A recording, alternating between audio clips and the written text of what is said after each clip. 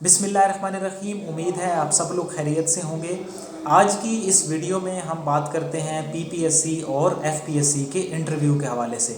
हम उनको कंपेयर करेंगे कि पीपीएससी और एफपीएससी में क्या डिफरेंस है, पीपीएससी के क्या ड्रॉबैक्स हैं, एफपीएससी के क्या ड्रॉबैक्स हैं और एक अच्छे इंटरव्यू के लिए आपको क्या चीज़ें करनी होंगी।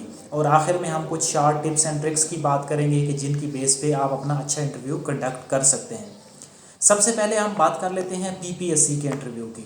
अब एक तो ये है कि पीपीएससी में जो ड्रॉबैक है वो ये है कि अगर आपकी फ़र्स्ट अपीयरेंस उस ज्यूरी को पसंद नहीं आती तो वो आपको आपका जो स्टैंडर्ड टाइम होगा वो नहीं देंगे। स्टैंडर्ड टाइम मींस आपके जो 15 से 20 मिनट आपके इंटरव्यूज़ के हैं वो आपको नहीं मिलेंगे।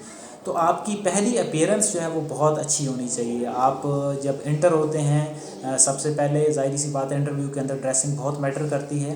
तो आपने dress up according to the interview करना है। उसके लिए अगर तो मौसम के मुताबिक सर्दियां हैं तो फिर अच्छा आपका 3 पीस होना चाहिए, और अगर गर्मियां हैं दरमियाना मौसम है तो फिर अच्छी टाई लगी होनी चाहिए। और अगर आप शलवार कमीज़ पहनते हैं तो उसके ऊपर अच्छा वेस्ट कोट होना चाहिए ताकि आपकी जो अपीयरेंस है वो अच्छी रहे, और जितना आप अच्छा अपीयर होके जाएंगे उससे आपका कॉन्फिडेंस भी बेहतर रहेगा। फिर आप दरवाजे से एंटर होके जब वहाँ तक पहुँचते हैं तो उसमें आपकी जो बॉडी लैंग्वेज होनी चाहिए उससे लगे कि आप कॉन्फिडेंट हैं, आप परेशान नहीं हैं और आप प्रॉब्लम का शिकार अपने आप को महसूस नहीं कर रहे।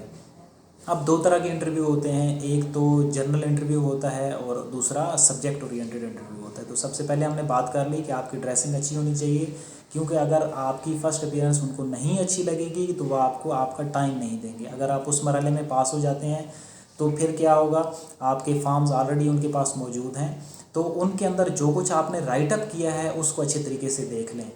उनके अंदर से आपसे क्वेश्चन पूछा जा सकता है। अब उसमें स्पेसिफिक है कि एक तो जनरल इंटरव्यू है और दूसरा सब्जेक्ट का इंटरव्यू है। जनरल इंटरव्यू में PPSC current affair, Pakistan affair और जो जनरल नॉलेज का पोर्शन होता है उस पर ज़्यादा फोकस करता है। और अगर आपका सब्जेक्ट का इंटरव्यू है तो सब्जेक्ट के इंटरव्यू में सपोज़ आपसे उन्होंने कोई भी पहला क्वेश्चन पूछ लिया और आपको वो नहीं आता, तो आपने अपनी जो बॉडी लैंग्वेज है उसको अच्छे से रखना है, क्योंकि ये कोई ज़रूरी नहीं है कि सब्जेक्ट में से वो जो चीज़ें पूछेंगे वो आपको आती होंगी। तो आपका कॉन्फिडेंस अच्छा रहना चाहिए, भले आपको पहला क्वेश्चन ना भी है। लेकिन ज़्यादातर यही होता है जिनसे भी आप बात करेंगे कि अगर उनका पहला क्वेश्चन अच्छे से ना आया, उनको आंसर ना दे सके, तो वो उसकी बिना पे वो आगे जो इंटरव्यू उनका है वो भले 20 मिनट चले या 5 मिनट चले, वो उसको अच्छे तरीके से कंडक्ट नहीं कर पाते हैं। तो इसमें आपने बिल्कुल भी घबराना नहीं है। अगर आपको नहीं भी आता तो आप उसको एक्सक्यूज़ करते हैं कि सर सॉरी मुझे इसका आइडिया नहीं है या मुझे ये नहीं आता है, बजाय इसकी कि आप उसको गलत आंसर दें या ज़्यादा टाइम गेन करें। दूसरा, सब्जेक्ट में पीपीएससी अच्छा इंटरव्यू कंडक्ट करता है, यानी कि सब्जेक्ट के हवाले से वो काफ़ी सारे क्वेश्चंस करते हैं। वो कई दफ़ा में इंटरव्यू जो है वो आधा घंटा भी ले लेता है। तो उसमें जो भी सारे लोग बैठे हैं, आपका इंटरव्यू जो क्वेश्चन पूछ रहा है आप उसकी तरफ फोकस रहें और कॉन्फिडेंस के साथ अपने आंसर्स को दें। अगर नहीं आता है तो उसको सॉरी कर लें। तो ये थी अबाउट पीपीएससी इंटरव्यू। और अगर दूसरी मैंने आपको बता दिया कि अगर आपका जनरल इंटरव्यू है तो फिर आपका current affair, general knowledge, Pakistan affair ये अच्छे से प्रिपेयर होना चाहिए। मज़ीद हम बात कर लेते हैं कि उसमें मोड ऑफ़ स्पीकिंग क्या होना चाहिए। तो जिस लेवल का आपसे क्वेश्चन पूछा जाए, यानी if they are asking the question in English तो आपको आंसर इंग्लिश में देना होगा। और अगर वो उर्दू में पूछ रहे हैं, ज़्यादातर वैसे उर्दू में ही इंटरव्यू जो है वो कंडक्ट होते हैं, लेकिन अगर वो आपका मोड इंग्लिश में वो करना चाह रहे हैं तो आप उसको इंग्लिश में आंसर्स दें। आपका कम्युनिकेशन बड़ा लूसिड होना चाहिए और क्लियर होना चाहिए, उसमें एम्बेगविटी नहीं होनी चाहिए और कन्वर्सेशन जो है वो क्लियर होनी चाहिए, क्योंकि कम्युनिकेशन बहुत ज़्यादा मैटर करती है। आप आम रूटीन में भी आपके पास बहुत नॉलेज है, सारी चीज़ें हैं, लेकिन अगर आप उसको कन्वे नहीं कर पाते हैं तो फिर आपके उस नॉलेज का कोई फ़ायदा नहीं है। बहुत सारे ऐसे दोस्त हैं जिनसे आप बात करें कि उनके पास like if I talk about the mathematics, तो ऐसे स्टूडेंट्स भी हैं जिनको बहुत अच्छा मैथ आता होता है, लेकिन वो इंटरव्यू में अच्छा कम्युनिकेट नहीं कर पाते हैं, तो उनका इंटरव्यू शायद 2 मिनट भी नहीं लेता है। तो मीन्स आपका कम्युनिकेशन क्लियर नहीं है। अगर आपका कम्युनिकेशन क्लियर नहीं होगा, क्योंकि आपको वो पोस्ट अच्छी दे रहे हैं, एक गवर्नमेंट में अच्छा आपको सेटअप में लेके आ रहे हैं, तो उसके लिए अच्छा बोलना भी बहुत ज़रूरी है। और अगर आपकी प्रैक्टिस नहीं है तो आप अपनी इंग्लिश की ख़ुद से प्रैक्टिस करें। और अगर आप उर्दू आपकी अच्छी नहीं है, क्योंकि लहजे का बड़ा फ़र्क होता है, तो आप उसकी भी प्रैक्टिस ज़रूर कर लें। उस बिना पे आपका इंटरव्यू में कॉन्फिडेंस रहेगा। अब नेक्स्ट हम बात कर लेते हैं एफपीएससी के इंटरव्यू में। एफपीएससी का जो इंटरव्यू है उसका एक अच्छी जो बात है वो ये है कि वो हर बच्चे को उसका जो 10 से 15 मिनट है वो ज़रूर देते हैं। तो ये एक अच्छी बात है कि हर एक को एक्सप्रेस करने का मौका मिल जाता है। अब उससे ज़्यादा टाइम यानी कि किसी का इंटरव्यू अगर उनको अच्छा आता है तो वो उसका 25 से 30 मिनट 35 मिनट भी ले लेते हैं। अब इसमें क्या है कि जो आपके फॉर्म हैं उनको अगेन आपने अच्छे से पढ़ लेना है और एफपीएससी के इंटरव्यू में आप जिस एरिया से बिलोंग करते हैं उसके रेलिवेंट आपकी सारी चीज़ें क्लियर होनी चाहिए। फॉर एग्ज़ाम्पल आप चकवाल से बिलोंग करते हैं तो चकवाल की पॉपुलेशन कितनी है, उसकी कितनी तहसील हैं, उसमें इम्पोर्टेंट चीज़ क्या है, उसमें मशहूर की चीज़ क्या है, वहाँ की लैंग्वेज क्या है और तहसीलों की आबादी कितनी है, आपके गांव की क्या चीज़ें स्पेशल हैं। तो इस बारे में जनरली आपको अच्छा नॉलेज होना चाहिए। इससे रेलिवेंट 90 से 95% क्वेश्चन जो हैं वो पूछा जाता है।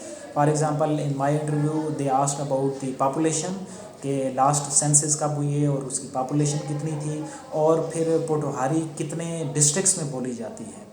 तो जाहिर सी बात है चकवाल में बोली जाती है तो उससे रेलिवेंट उन्होंने क्वेश्चन पूछा था। और इसका जो आगे है कि सब्जेक्ट, अगर आप सब्जेक्ट का इंटरव्यू दे रहे हैं तो फिर सब्जेक्ट के रेलिवेंट जाहिर सी बात है एफपीएससी के पास एक तो लोग बहुत ज़्यादा होते हैं क्योंकि सारी ब्यूरोक्रेसी यहाँ पे बैठी होती है तो वो किसी को भी इंटरव्यू के लिए बुला लेते हैं। सब्जेक्ट का आपको अगर आंसर आता है तो आप दे दें, अगर नहीं आता है तो आपकी बॉडी लैंग्वेज कमज़ोर नहीं पड़नी चाहिए। तो यही एक शार्ट फॉर्मेट है उसमें अच्छे तरीके से इंटरव्यू को कंडक्ट कराने के लिए। बाकी dressing matters in both interviews, वो पीपीएससी का हो, वो एफपीएससी का हो या कोई भी इंटरव्यू हो, तो उसमें ड्रेसिंग बहुत मैटर करता है और आपका कम्युनिकेशन मैटर करता है। अब बात कर लेते हैं कि कौन सी ऐसी चीज़ें हैं जो करने से आप अपने इंटरव्यू को बेहतर तरीके से कंडक्ट कर सकते हैं। तो उसमें जो पहली टिप है वो ये है कि अगर आप समझते हैं आपके इंटरव्यू में कहीं ना कहीं कोई प्रॉब्लम आ रही है तो आप इंटरव्यूअर को उस साइड पे लेके जाएं जो साइड आपकी मजबूत है। मीन टू से कि हर बंदे का कोई ना कोई स्ट्रांग एरिया होता है, तो आपको अगर उससे रेलिवेंट कोई भी क्वेश्चन हल्का सा भी मिलता है तो आपने इंटरव्यूअर को उस साइड पे ट्रैक कर लेना है।